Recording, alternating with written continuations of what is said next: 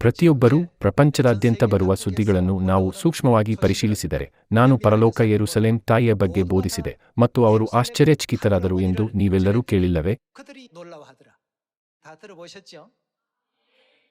ಈ ಯುಗದಲ್ಲಿ ಪರಲೋಕ ಯೆರೂಸಲೇಮ್ ತಾಯಿಯ ಬಗ್ಗೆ ಸತ್ಯವು ಹೆಚ್ಚು ವ್ಯಾಪಕವಾಗಿ ಬೋಧಿಸಲ್ಪಟ್ಟಂತೆ ಲೋಕದ ಜನರ ಕಿವಿಗಳು ತೆರೆದುಕೊಳ್ಳುತ್ತವೆ, ಅವರ ಕತ್ತಲೆಯಾದ ಆತ್ಮಗಳು ಪ್ರಬುದ್ಧವಾಗುತ್ತವೆ ಮತ್ತು ಅವರು ಸರಿ ಮತ್ತು ತಪ್ಪುಗಳ ನಡುವೆ ಹಾಗೂ ಸತ್ಯ ಮತ್ತು ಸುಳ್ಳಿನ ನಡುವೆ ಸ್ಪಷ್ಟವಾಗಿ ವಿವೇಚಿಸುವ ಸಾಮರ್ಥ್ಯವನ್ನು ಪಡೆಯುತ್ತಾರೆ.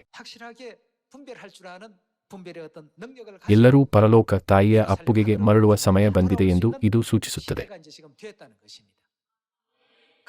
ಹಾಗಾದರೆ ಪ್ರಕಟಣೆ ಅಧ್ಯಾಯ 22 ವಚನ 17ರಲ್ಲಿ ಆತ್ಮನು ಮೊದಲಗಿತ್ತಿಯು ಏನು ಹೇಳುತ್ತಾರೆ? ಅವರು ಬನ್ನಿ ಎನ್ನುತ್ತಾರೆ. ಅವರ ಮಕ್ಕಳು ಈಗ ಆ ಕೆಲಸವನ್ನು ಕೈಗೊಳ್ಳುತ್ತಿದ್ದಾರೆ. ನಾವೆಲ್ಲರೂ ಬೆಳಕಿನ ದೂತರಾಗಿ ಬೆಳಕನ್ನು ಹರಡುವ ಪಾತ್ರವನ್ನು ನಿರ್ವಹಿಸುತ್ತಿಲ್ಲವೇ? ಸಣ್ಣ ನೆರೆಹೊರೆಗಳಿಂದ ಹಳ್ಳಿಗಳವರೆಗೆ, ನಗರಗಳವರೆಗೆ, ದೇಶಗಳಿಂದ ಖಂಡಗಳವರೆಗೆ ಮತ್ತು ಜಾಗತಿಕ ಮಟ್ಟದಲ್ಲಿಯೂ ಸಹ ನಾವು ಬೆಳಕನ್ನು ಹಂಚಿಕೊಳ್ಳುತ್ತಿದ್ದೇವೆ.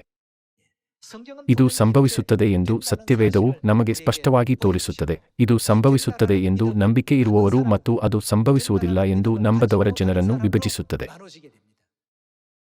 ನೀವೆಲ್ಲರೂ ಪ್ರವಾದನೆಗಳನ್ನು ಹಾಗೆಯೇ ನಂಬುವ ಮತ್ತು ಅವುಗಳ ಪ್ರಕಾರ ಚಲಿಸುವ ದೇವರ ಸುಂದರ ಮಕ್ಕಳಾಗುತ್ತೀರಿ ಎಂದು ನಾನು ನಿರೀಕ್ಷಿಸುತ್ತೇನೆ.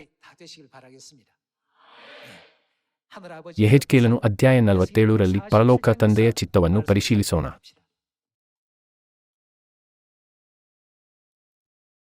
ಯೆಹೆಜ್ಕೇಲನು ಅಧ್ಯಾಯ 47 ವಚನ 1ರಲ್ಲಿ ಹೀಗೆಂದು ಬರೆಯಲಾಗಿದೆ: ಆಮೇಲೆ ಅವನು ನನ್ನನ್ನು ದೇವಸ್ಥಾನದ ಬಾಗಿಲಿಗೆ ಪುನಃ ಕರೆತಂದನು.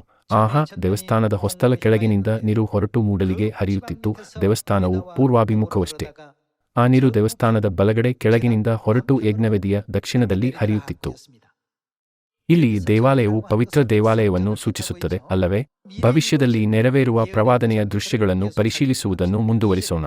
ವಚನ 2: ಆಗ ಅವನು ನನ್ನನ್ನು ಬಡಗಣ ಹೆಬ್ಬಾಗಿಲಿಂದ ದೇವಾಲಯದ ಹೊರಗಣ ಮಾರ್ಗವಾಗಿ ಸುತ್ತಿಸಿಕೊಂಡು ಮೂಡಲ ಹೆಬ್ಬಾಗಿಲಿಗೆ ಕರೆತಂದನು. ಅಲ್ಲಿ ನೋಡಲು ಅದರ ಬಲಗಡೆ ಮೆಲ್ಲಮೆಲ್ಲನೆ ಹರಿಯುವ ನೀರು ಕಾಣಿಸಿತು. ಆ ಪುರುಷನು ಕೈಯಲ್ಲಿ ಹುರಿಯನ್ನು ಹಿಡಿದುಕೊಂಡು ಮೂಡಲಿಗೆ ಮುಂದರಿದು 1000 ಮೊಳ ಅಳೆದು ನನ್ನನ್ನು ನೀರಿನ ಆಚೆಗೆ ದಾಟಿಸಿದನು. ಅಲ್ಲಿ ನೀರು ಹೆಜ್ಜೆ ಮುಳುಗುವಷ್ಟಿತ್ತು. ಅವನು ಪುನಃ 1000 ಮೊಳ ಅಳೆದು ನನ್ನನ್ನು ನೀರಿನ ಆಚೆಗೆ ದಾಟಿಸುವಾಗ ಆ ನೀರು ಮೊಣಕಾಲಿನವರೆಗೆ ಇತ್ತು. ಅವನು ಪುನಃ 1000 ಮೊಳ ಅಳೆದು ನನ್ನನ್ನು ನೀರಿನ ಆಚೆಗೆ ದಾಟಿಸುವಾಗ ನೀರು ಸೊಂಟದವರೆಗೆ ಇತ್ತು. ಅವನು ಮತ್ತೆ 1000 ಮೊಳ ಅಳೆದನು. ಅದು ನನ್ನಿಂದ ದಾಟಲಾಗದ ತೊರೆಯಾಗಿತ್ತು. ನೀರು ಏರಿ ಈಜಾಡುವಷ್ಟು ಪ್ರವಾಹವಾಗಿತ್ತು. ದಾಟಲಾಗದ ತೊರೆಯಾಗಿತ್ತು. ಆಗ ಅವನು ನನಗೆ, ನರಪುತ್ರನೇ, ಇದನ್ನು ನೋಡಿದೀಯಾ ಎಂದು ಹೇಳಿ ನನ್ನನ್ನು ತೊರೆಯ ದಡಕ್ಕೆ ಹತ್ತಿಸಿ ಹಿಂದಿರುಗಿಸಿದನು. ನಾನು ಹಿಂದಿರುಗಲು ಆಹಾ, ತೊರೆಯ 2 ದಡಗಳಲ್ಲಿಯೂ ಅನೇಕಾನೇಕ ವೃಕ್ಷಗಳು ಕಾಣಿಸಿದವು. ಆಗ ಅವನು ನನಗೆ ಹೀಗೆ ಹೇಳಿದನು: ಈ ಪ್ರವಾಹವು ಪೂರ್ವ ಪ್ರಾಂತ್ಯಕ್ಕೆ ಹೊರಟು ಅರಾಬಾ ಎಂಬ ತಗ್ಗಿಗೆ ಇಳಿದು ಲವಣ ಸಮುದ್ರದ ಕಡೆಗೆ ಹರಿಯುವುದು. ದೇವಸ್ಥಾನದಿಂದ ಹೊರಟ ಪ್ರವಾಹವು ಅದು ಏನಾಗುತ್ತದೆ? ಲವಣ ಸಮುದ್ರಕ್ಕೆ ಸೇರಲು ಅದರ ನೀರು ಸಿಹಿಯಾಗುವುದು. ಈ ತೊರೆಯು ಎಲ್ಲೆಲ್ಲಿ ಹರಿಯುತ್ತದೋ ಅಲ್ಲಲ್ಲಿ ಗುಂಪುಗುಂಪಾಗಿ ಚಲಿಸುವ ಸಕಲವಿಧ ಜಲಜಂತುಗಳು ಬದುಕಿ ಬಾಳುವವು. ಮೀನುಗಳು ತಂಡೋಪತಂಡವಾಗಿರುವವು. ಈ ತೊರೆಯ ಹೆಸರೇನು? ಜೆಕರ್ಯನು ಅಧ್ಯಾಯ 14ರ ಪ್ರಕಾರ ಆ ದಿನ ಜೀವಕರವಾದ ನೀರು ಎಲ್ಲಿಂದ ಹರಿಯುತ್ತದೆ? ದೇವಾಲಯದಿಂದ ಹೊರಡುವ ನೀರನ್ನು ಸತ್ಯವೇದವು ಜೀವಜಲ ಎಂದು ಕರೆಯುತ್ತದೆ. ಅದು ಸಮುದ್ರಕ್ಕೆ ಹರಿಯುತ್ತದೆ ಎಂದು ಬರೆಯಲಾಗಿದೆ. ನಿಮಗೆ ಚೆನ್ನಾಗಿ ತಿಳಿದಿರುವಂತೆ ಪ್ರಕಟಣೆ ಅಧ್ಯಾಯ 17 ವಚನ 15 ಸಮುದ್ರವನ್ನು ಮಾನವ ಸಮಾಜವಾಗಿ ಸಂಕೇತಿಸುತ್ತದೆ, ಅಲ್ಲವೇ?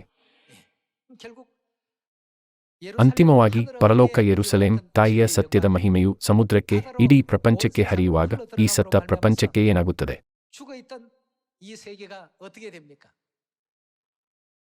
ಅದೆಲ್ಲವೂ ಪುನಃ ಸ್ಥಾಪನೆಯಾಗುತ್ತದೆ ಮತ್ತು ಜೀವ ಹೊಂದುವ ಪ್ರಪಂಚವಾಗಿ ಬದಲಾಗುತ್ತದೆ.